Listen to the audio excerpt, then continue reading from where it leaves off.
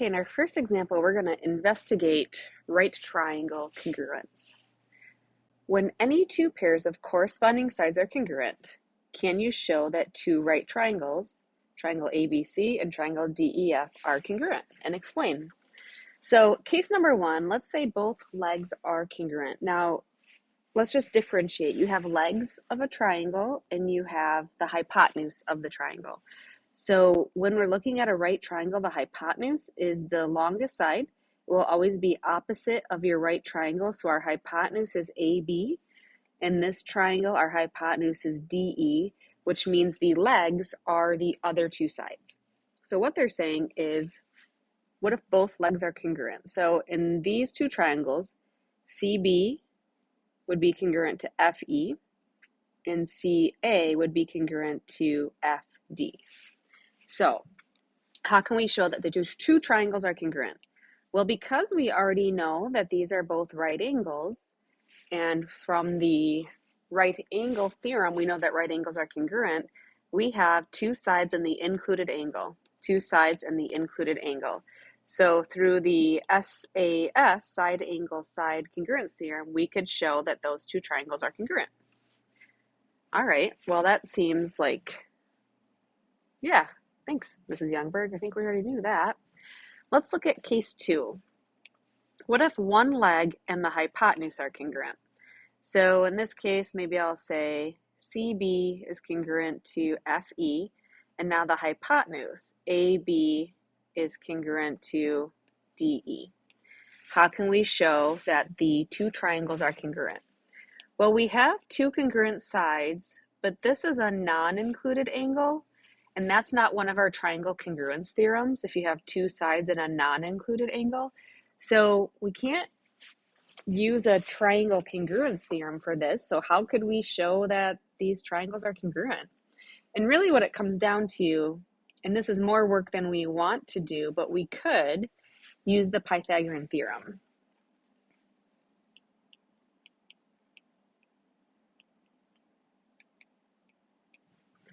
What that would look like is,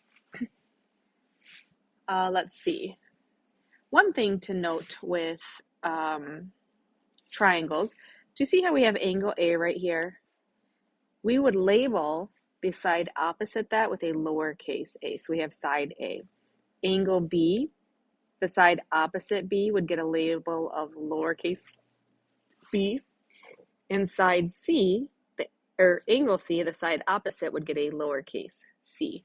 So if I was looking at this, I know that because it's a right triangle, a squared plus b squared equals c squared.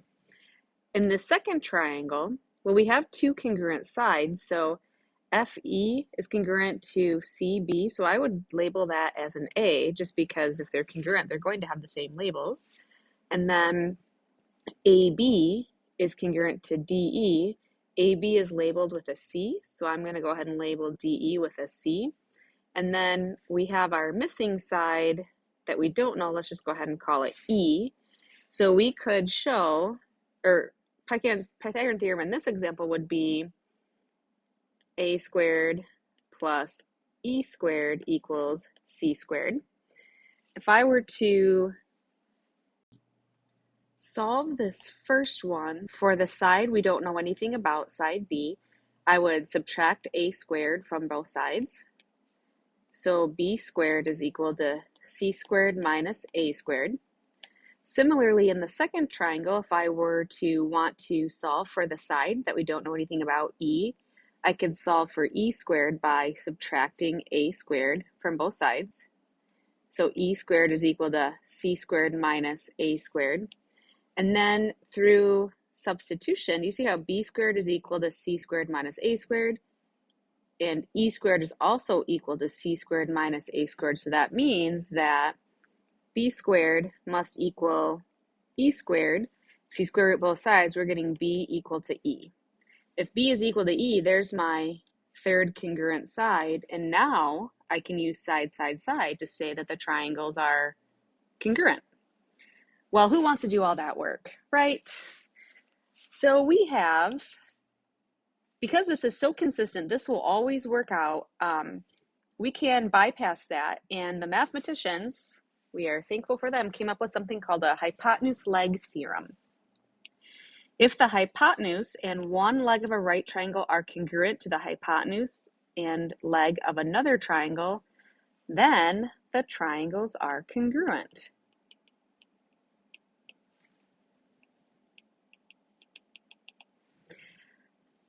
What this would look like visually